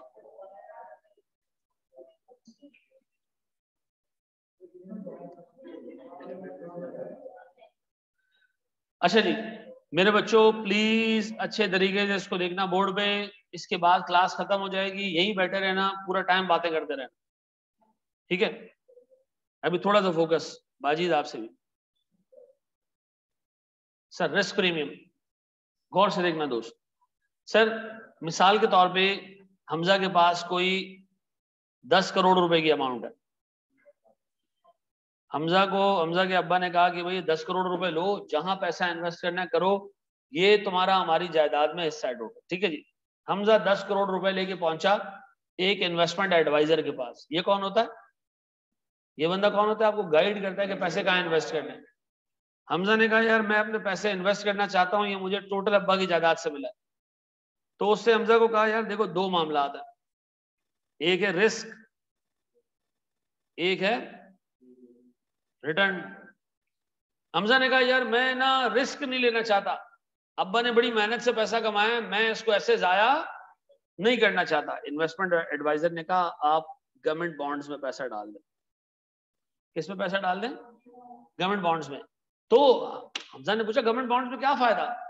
तो उसको ये बताया गया गवर्नमेंट बॉन्ड्स में ये फायदा कि आपने पैसा दिया ना तो आपका रिटर्न सिक्योर्ड है, गवर्नमेंट ऑफ पाकिस्तान आपका पैसा लेके नहीं भागेगी। इससे बोला मतलब मैं अभी जो हमारे जो हुक्मरान बैठे हैं मैं इन पे इतना यकीन कर लूं कि ये मेरा पैसा नहीं लेके भागेंगे? एडवाइजर ने कहा हाँ, अगर आपका पैसा डूब भी गया ये आपको नोट छाप के दे देंगे क्योंकि इनके पास पैसे छापने की मशीन है। हाँ, इसलिए हम कहते हैं गवर्नमेंट को लोन देना एक सॉवरन डेट है। सॉवरन डेट का मतलब आपका क्रेडिट रिस्क जीरो, लॉस आपको नहीं होगा, पैसा लेके नहीं भागी गवर्नमेंट, तो इसका मतलब है रिस्क 0%। ऐसा एडवाइजर ने कहा इसमें आपको रिटर्न मिलेगा कोई 12% के करीब। कितने का? अच्छा, हमजा ने कहा यार ये तो सही है, एक काम करें जरा और अच्छे कोई चीज दिखाएं। उसने कहा सर फिर हमारे पास है हाई क्वालिटी, कौन सी? High quality corporate bonds. ठीक है जी, हाई डेफिनेशन नहीं, हाँ ये क्या है जनाब? High quality corporate bonds. ठीक है जी। इसने कहा अच्छा, उसने कहा यार बहुत अच्छी अच्छी कंपनी है पाकिस्तान में जो लोन लेती हैं और आवाम को डिबेंचर इशू करती हैं, हम उसके डिबेंचर पकड़ लेते हैं। गौर से सुनना, यूनिलीवर जैसी कंपनी है, HBL जैसा बैंक है, UBL जैसा बैंक है सर, OGDC जैसी कंपनी है जो ऑलमोस्ट स्टॉक मार्केट का 22% है। इतनी बड़ी बड़ी बेहतरीन कंपनी है जिनका अच्छा प्रॉफिटेबल रिकॉर्ड है, उनको जब लोन चाहिए होता है वो अवामन नास से लेते हैं। हमें काम करते हैं उनके डिबेंचर्स खरीद लेते हैं। ठीक है जी। उसमें चांस है कोई 1-1.5% के डूबने का। ठीक है जी, कोई 1-1.5% डूबने का चांस है पैसा। कोई सदियों में 100 में से कोई 1-1.5 कंपनी डूब जाती है। इसका रिटर्न है 14%। हमजा ने कहा अच्छा, यहाँ रिस्क बढ़ रहा है तो उधर रिटर्न भी बढ़ रहा है। हमजा ने कहा थोड़ा और अच्छे में दिखाएं। तो उन्होंने कहा जनाब हमारे पास, गौर से सुनना, इन्वेस्टमेंट ग्रेड कॉर्पोरेट बॉन्ड्स। कौन सा? ये क्या sir? Investment grade corporate bonds. ये कॉर्पोरेट बॉन्ड्स हैं जिनकी क्रेडिट रेटिंग थोड़ी सी नीचे। क्रेडिट रेटिंग का आइडिया है? मुझे बताओ, AAA रेटिंग किसकी होती है? गवर्नमेंट की होती है। ठीक है जी। AAA रेटेड का मतलब है पैसे डालो 0% चांस है डूबने का। बहुत कम एंटिटीज ऐसी हैं जिनकी AAA रेटिंग होती है। गवर्नमेंट बॉन्ड्स की रेटिंग क्या होती है? AAA rating. कौन निकालता, कौन है रेटिंग? रेटिंग एजेंसीज निकालती हैं। बहुत सारी कंपनीज जाती हैं रेटिंग एजेंसीज के पास के बाद हमारे रेटिंग निकालो, ताकि हम अवाम उन नास को बोल सकें कि हम बहुत अच्छे हैं। तो सर AAA रेटिंग का मतलब almost 0% risk. What is meant by AA rate? AA plus, इसका क्या मतलब है? ये AAA नहीं है, 1-1.5% का इसमें रिस्क है, डूबने का चांस है। प्लस का निशान ये इंडिकेट कर रहा है इसकी अगली मूव ऊपर की तरफ है, AAA पे जाएगा। AA न्यूट्रल, इसकी अगली मूव का कुछ पता नहीं है, ऊपर भी जा सकता है नीचे भी जा सकता है। AA नेगेटिव है भी AA पे, अगला मूव नीचे जाने का है। सर A पे आ जाएगा। A के बाद सर क्या आता है? BBB। ऐसा याद रखना, BBB रेटिंग कहलाती है इन्वेस्टमेंट ग्रेड। क्या कहलाती है?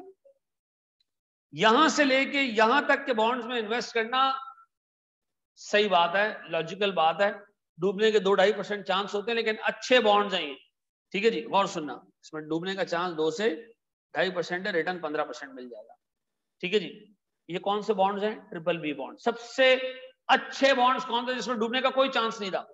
Government bond. उसके बाद हाई क्वालिटी कॉर्पोरेट बॉन्ड्स और इन्वेस्टमेंट ग्रेड्स बॉन्ड। अच्छा, फिर उसने कहा सर जंक बॉन्ड्स भी है। ये क्या है सर? ऐसे बॉन्ड जिसमें डूबने का चांस कोई 7-8% हो, मे बी 10% हो। ठीक है जी, आपको इस पर रिटर्न मिल जाएगा 18% का। हमजा ने कहा अच्छा, 7% डूबने का मतलब? उसने कहा अगर यार 100 आप इस तरह के बॉन्ड्स खरीदो ना, 7 उसमें से डूब जाएंगे। यानी 7 कंपनी ऐसी है जो, बाकी 93 पार लग जाएंगी, कोई टेंशन नहीं। हमजा ने कहा अच्छा, इसका मतलब जो रिस्क बढ़ रहा है तो रिटर्न भी बढ़ रहा है। ठीक है जी। एजाज बता देता हूं वापस सुनना। अब जंग बॉन्ड्स के बाद उसने कहा यार मुझे थोड़ा और कमाना है, मुझे थोड़ा और कमाना है। उसने कहा फिर आप एक काम करें, इक्विटी में पैसा डाल दें। किसमें? किसी कंपनी के शेयर्स ले लें, उसमें आप इंशाल्लाह मुकम्मल भी डूब सकते हो। ठीक है जी, उसमें डूबने के चांसेस बहुत ज्यादा होते हैं। ठीक है जी, को 20-20, 15-15% स्टैंडर्ड डिविएशन होता है। आपने पैसे डाले, पता चला डूब गए सर, लेकिन आपको रिटर्न भी कोई 22-23% के करीब का मिल जाएगा। अब एक बात बताओ, अगर मैं आपसे पूछूं, गौर सुनना, गौर सुनना, इस बंदे को कहां इन्वेस्ट करना चाहिए पैसा? एक इन्वेस्टर को इन सारों में से कहां पैसा इन्वेस्ट करना चाहिए? ये कह रहा है हाई क्वालिटी। तो जितने स्टॉक मार्केट में इन्वेस्ट करके बैठे हैं ये गधे, ये सोचते नहीं है। याद रखो सर, इसका कोई जवाब नहीं है कि किस में पैसा इन्वेस्ट करना चाहिए। जैसा बंदे की नीड वैसी इन्वेस्टमेंट। मिसाल के तौर पर मैं भी अभी क्वालिफाई हुआ हूं। ठीक है, मिसाल दे रहा हूं, अभी ऐसा है नहीं, मैं भी क्वालिफाई हुआ हूं। 24-25 साल मेरी एज है, मैंने भी पैसा कमाना शुरू करना है, नीड मेरी महीने की 30,000 रुपए की है, बीवी बच्चे हैं नहीं, 25 से 30,000 भी मेरे लिए महीने के बहुत है, कमाता 1.5 लाख रुपए हूं, क्या करूंगा बाकी के पैसे? सेव कर दूंगा, इन्वेस्ट करके, सेव करके इन्वेस्ट कर दूंगा। इन्वेस्ट कहां करूंगा? ऐसी जगह जहां मुझे कांस्टेंट डिविडेंड मिलता रहे। नहीं भाई, मुझे नहीं चाहिए डिविडेंड, लंबे टाइम के लिए इन्वेस्ट करना है। मैं चाहता हूं जब मेरा छठा बच्चा जवान हो तो उस वक्त ये पैसे मुझे मिले। मतलब बंदे के ख्वाब आप चेक करें कि जब मेरा छठा बच्चा जवान हो तो तब मुझे जाके पैसे मिले। अब मुझे एक बात बताएं सर, ये इतना पैसा जो इतनी देर के लिए इन्वेस्ट किया, ये कहां इन्वेस्ट करेगा? ये इक्विटी में डालेगा। क्यों? उसको पता है कि यार डूबेंगे निकलेंगे, उठेंगे डूबेंगे, 25-26 साल में ये पैसा ठीक ठाक ऊपर जा चुका होगा। अब सुनो, अब अज्यूम करो एक बंदा जो रिटायरमेंट एज पे आ गया, 60 साल का, उसको रिटायरमेंट पे सर पैसे मिले, वो कभी भी इक्विटी में पैसा नहीं डालेगा। वो कहेगा यार अगले 15-20 साल हैं तो यार इसको किसी सुकून से गुजारते हैं, किसी बॉन्ड में डाल देते हैं, गवर्नमेंट बॉन्ड में डाल देते हैं, हल्की फुल्की सर सूद मिलती रहेगी, वक्त भी गुजरता रहेगा, टाइम भी गुजरता रहेगा। ठीक, उसने अगर इक्विटी में डाल दिए तो जहां उसकी जान 15-16 साल में निकलनी है वो एक ही झटके में निकल जाएगी। ठीक है जी। तो मुझे एक बात बताएं, किस जगह पे पैसा डालने की जरूरत है? सर ये डिपेंड करता है कि आपका रिस्क एपेटाइट कितना है। क्या कितना है? Risk appetite. अब ये दिमाग में रखना सर। एक बात बताओ, क्या मैं कह सकता हूं कि इक्विटी पे प्रीमियम हाई क्वालिटी बॉन्ड्स के मुकाबले में 8% है? क्या मैं कह सकता हूं हाई क्वालिटी बॉन्ड्स के मुकाबले में इसमें प्रीमियम कितना है? 8% है। ऐसा है? ये बात समझती है? सही समझ में आती है सर? अब मुझे एक बात बताएं, गवर्नमेंट बॉन्ड्स के मुकाबले में सर इक्विटी पे प्रीमियम 10% का है। वो आपको बताएगा कि प्रीमियम किसके मुकाबले में आपको मिल रहा है। ठीक है जी, ये याद रखना। अब जरा से दिमाग में रखना सर एक चीज, ये समझ आ गई? समझ आ गई जनाब? जितना रिस्क, रिस्क किस चीज का? डूबने का रिस्क, क्रेडिट रिस्क। ऐसा डिफॉल्ट रिस्क या क्रेडिट रिस्क कहते हैं इसको।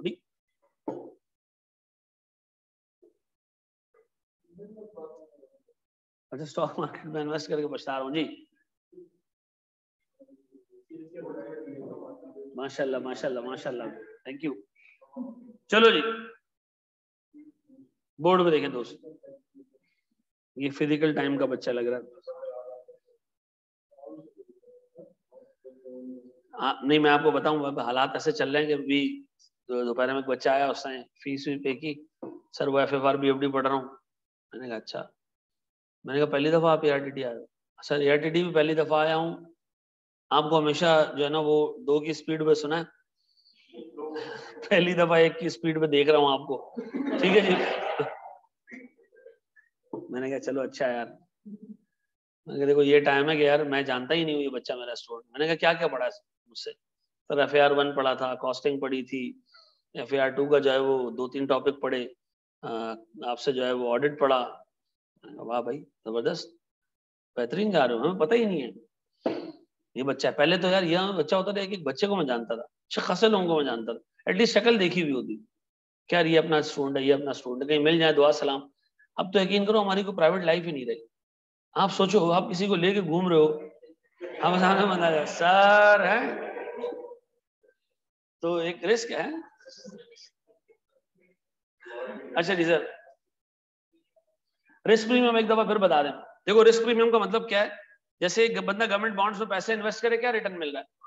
अच्छा, मैं उसको कह रहा हूँ काम करें, इक्विटी में पैसा इन्वेस्ट करें, थोड़ा रिस्क है लेकिन 10% का प्रीमियम आपको मिलेगा। 10% का मतलब ओवर एंड अबव 10% आपको मिलेगा। जब आप रिस्क लोगे तो रिस्क का क्या होगा? प्रीमियम होगा। ऐसा? अच्छा ये सुनिएगा दोस्त, सुनिएगा। एक कंपनी की बैलेंस शीट बना रहा हूं आपके सामने मेरे प्यारे बच्चों, आज के दिन का आखिरी कॉन्सेप्ट और फिर सारी समरी क्लास की। सर बैलेंस शीट बना रहा हूं आपके सामने मेरे प्यारे बच्चों। बैलेंस शीट के एक साइड पे मैं बना रहा हूं एसेट्स। बैलेंस शीट की एक साइड पे है मेरे पास इक्विटी, लॉन्ग टर्म डेट और शॉर्ट टर्म डेट।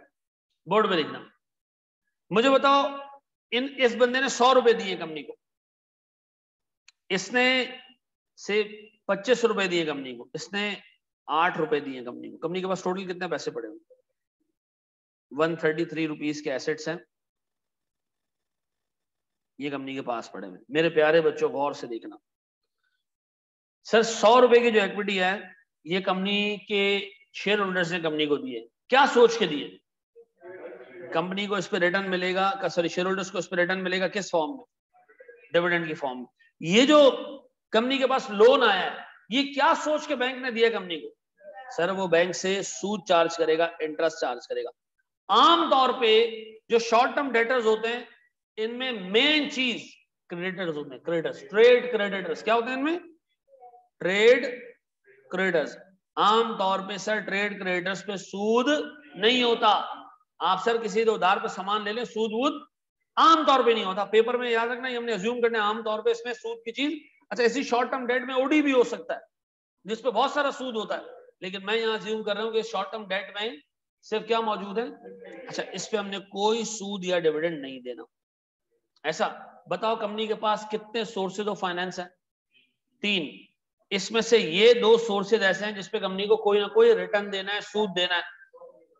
इस पे कंपनी को कोई रिटर्न और सूद नहीं देना, कोई रिटर्न और सूद नहीं देना। सर ये जो सोर्सेज है जिसपे कोई ना कोई सूद और रिटर्न देना है ये कहलाते हैं कैपिटल एम्प्लॉयड। ये क्या कहलाते हैं?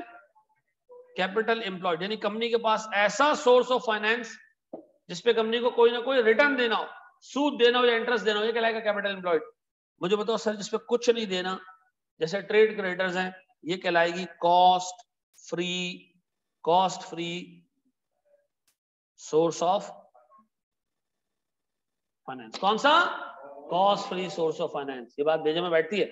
अब बताओ मेरे बच्चों, अगर मैं आपसे पूछूं कंपनी के पास कैपिटल एम्प्लॉयड 2 ही चीजें होंगी हमेशा, लॉन्ग टर्म डेट और इक्विटी। कभी कभी शॉर्ट टर्म डेट के अंदर ओडी निकल आएगा, वो भी हमारे कैपिटल एम्प्लॉयड का पार्ट बन जाएगा। डन। ऐसा मैंने आपको 2 छोटे छोटे कॉन्सेप्ट दिए, अब सारों को मैंने मिक्स करना था, लेकिन हमारे पास कुछ 7-8 मिनट रह गए, इससे बेहतर मैं आपको सारी चीजें रिकॉल करवा दूं। देखिए सर, हमने जब क्लास स्टार्ट की हमने सबसे पहली चीज ये पढ़ी कि एक कंपनी के 2 इन्वेस्टर हैं, उसके शेयर होल्डर्स और उसके डेट होल्डर्स। शेयर होल्डर जो कंपनी को पैसे देते हैं डिविडेंड के लिए, और सर डेट होल्डर जो कंपनी को पैसे देते हैं सूद खाने के लिए। कंपनी को इन दोनों को खुश रखना है। इन दोनों की कॉस्ट, डिविडेंड और इंटरेस्ट, ये दोनों कंपनी को कवर करने किस तरह? कंपनी को पैसे आगे इन्वेस्ट करके कवर करना है। कंपनी का पूरा एम क्या है कि कंपनी ऐसे शेयर होल्डर से पैसा ले जो कम रिटर्न मांगे, ऐसे डेट होल्डर से पैसा ले जो कम इंटरेस्ट मांगे, ताकि कंपनी का weighted average cost of capital, company का कॉस्ट कम हो सके। और दूसरी तरफ कंपनी पूरा फोकस करती है कि पैसा कहाँ इन्वेस्ट किया जाए, ऐसी जगह पे जहां से कंपनी को ज्यादा से ज्यादा रिटर्न मिल सके। ठीक है जी। फिर हमने ये देखा कि सर अगर एक कंपनी अपना वैक कवर कर सके किसी भी प्रोजेक्ट में डाल के, तो उसकी निशानी क्या है? उस प्रोजेक्ट की अगर एनपीवी पॉजिटिव है, इसका मतलब है हम अपना वैक भी कवर कर रहे हैं, ओवर एंड अबव भी कवर कर रहे हैं।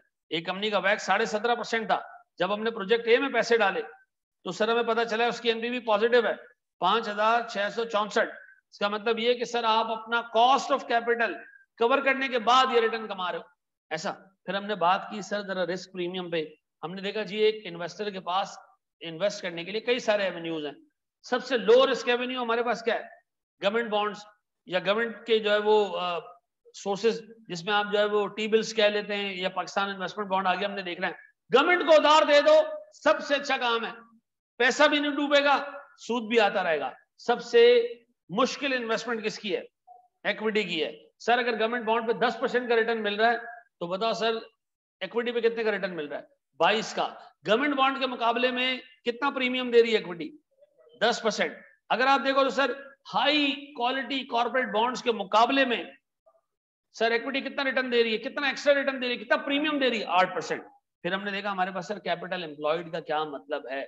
ऐसा है कैपिटल एम्प्लॉयड का मतलब वो सोर्स ऑफ फाइनेंस जिसपे कंपनी कोई ना कोई कॉस्ट पे कर रही है। अच्छा सुनो सुनो सुनो सुनो, क्या मैं कह सकता हूं एक छोटे से क्वेश्चन में एक छोटी चीज आपसे डिस्कस करनी है, फिर आप ऑफ कर लो बिल्कुल भी, ठीक है?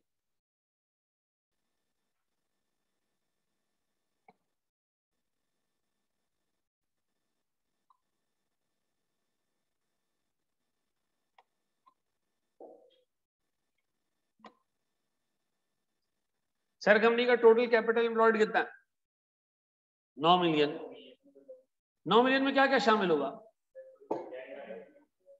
सर 9 मिलियन में शामिल होगा इक्विटी और डेट, ऐसा। बट गवर्नमेंट हालात श्रीलंका वाली हो तो फिर कोई रिस्क नहीं है, बिल्कुल भी, तब भी कोई रिस्क नहीं है। क्यों? वो क्या करेगा, मोहम्मद बिन गौर, वो नोट छाप के आपको दे देगा। भाई वैल्यू है या नहीं है, आप ये नहीं कह सकते हो मेरा पैसा डूब गया, ठीक है जी, आप ये नहीं कह सकते हो, ठीक है ना। आप कहोगे जी लाख रुपए डाले थे माशाल्लाह, वो थोड़े फटे हुए नोट थे तो कड़क कड़क वापस आए, ठीक है जी, तो आपका पैसा नहीं डूबेगा। हाँ, अलग फैक्टर्स है कि आपके पैसे की वैल्यू इरोड हो जाए, ठीक है जी, वो एक अलग मामला है, ठीक है जी, लेकिन पैसे आपको मिलेंगे। सर एक कंपनी का कैपिटल एम्प्लॉयड 9 मिलियन है, इसका मतलब क्या है? इसमें सिर्फ दो चीजें, कौन सी? इक्विटी और लॉन्ग टर्म डेट। इसमें इक्विटी कितनी है और लॉन्ग टर्म डेट कितना है? कहते हैं डेट इक्विटी सर 40 और 60 का रेशियो है, 40% डेट और 60% इक्विटी। कितना? 40% लगा 9 मिलियन का, 360 और 3.6 मिलियन ना।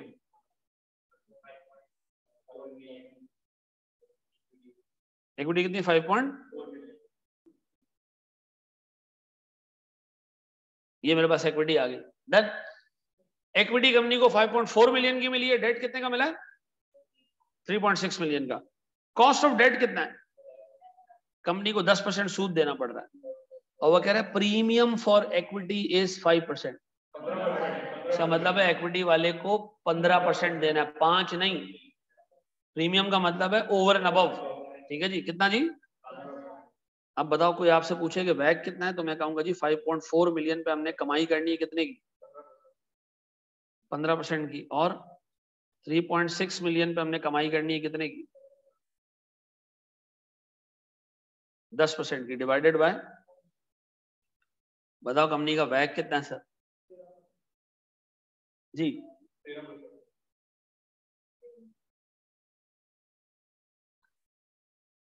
अच्छा 13% लॉजिकल है, ये 10 से कम नहीं है और 15 से ज्यादा नहीं है। अगर आपने वैग निकाला या 16 निकलता ना तो फिर खतरे वाली बात थी, ठीक है। इक्विटी का पोर्शन ज्यादा है, बिल्कुल सही कह रहे हो, ऐसा है सर। सर आई होप ये चीजें आपको समझ में आई होंगी। हम अगली क्लास रखेंगे संडे वाले दिन, ठीक है। सैटरडे वाले दिन नहीं, किस दिन? संडे वाले दिन। संडे वाले दिन हमारी नेक्स्ट क्लास होगी। सर नेक्स्ट क्लास के बाद से मैं वीक डेज में दो क्लासेस रिकॉर्डेड दिया करूंगा, 2 लेक्चर्स रिकॉर्डेड दिया करूंगा। वीक डेज वाले लेक्चर में आपको एक लेक्चर दिया करूंगा ट्यूसडे को, एक वेडनेसडे को, ठीक है जी। फिर आपके पास पूरा वीक होगा, आप सुकून से देखें। वीकेंड पे हम क्लास रखा करेंगे, सैटरडे को भी, संडे को भी, ठीक है जी, ठीक है जी। सेम FFR पे तो हमने अभी टोटल रिकॉर्डेड पे दे दिया, वहां लाइव कोई आ ही नहीं रहा, ठीक है जी। अगर तुम लोग लाइव आने वाले बनो, मैं लाइव लगा दूंगा।